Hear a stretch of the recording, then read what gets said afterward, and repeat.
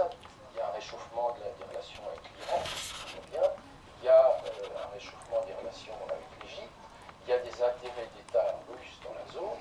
Donc je crois que c'est pour des raisons d'intérêt nationaux que la direction russe a décidé d'intervenir en Syrie. Alors au début, ça ne nous a pas forcément plu parce qu'on s'est dit qu'il soutient Bachar. Enfin, il soutient Bachar, il soutient d'abord les intérêts russes. Intérêts russes dans la région et sur un plan international aussi. Si la coalition fonctionne, Moscou en profitera sans doute pour demander à l'Occident d'assouplir les sanctions contre la Russie. Il est évident que du côté français notamment, ça va faire réfléchir sur la relation qu'on doit rétablir avec la Russie sur un tas de dossiers, y compris sur celui des sanctions et sur celui des Ukraine.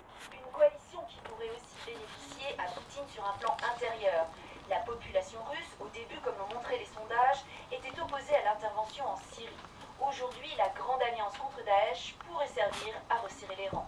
Il y a une mise en scène de l'action militaire russe en Syrie qui finalement est destinée aussi à montrer à la population russe que la Russie est un acteur majeur, qu'elle fait aussi bien que les Américains en la matière. Poutine touche une corde très sensible chez les Russes, la fierté nationale.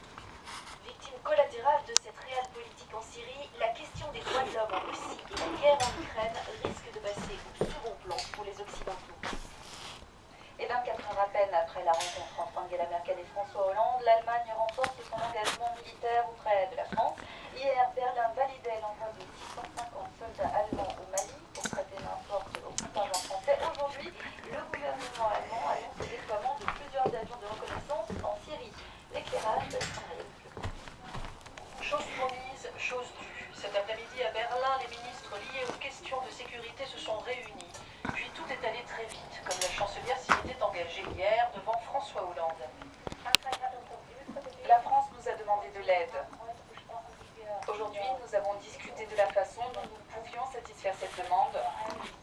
Et il y a 3 choses que nous pouvons fournir: la protection, la reconnaissance et la logistique. Concrètement, des avions de reconnaissance Tornado devraient venir soutenir la lutte contre le groupe État islamique en Syrie. On parle de 6 appareils et de 50 soldats. Les caméras à bord permettent d'identifier les cibles. Le Parlement doit encore se prononcer, mais déjà, une majorité de oui semble se dégager. Dans son discours, le ministre allemand de l'économie a évoqué l'aide de la France après la Seconde Guerre mondiale. Nous sommes redevables envers les Français.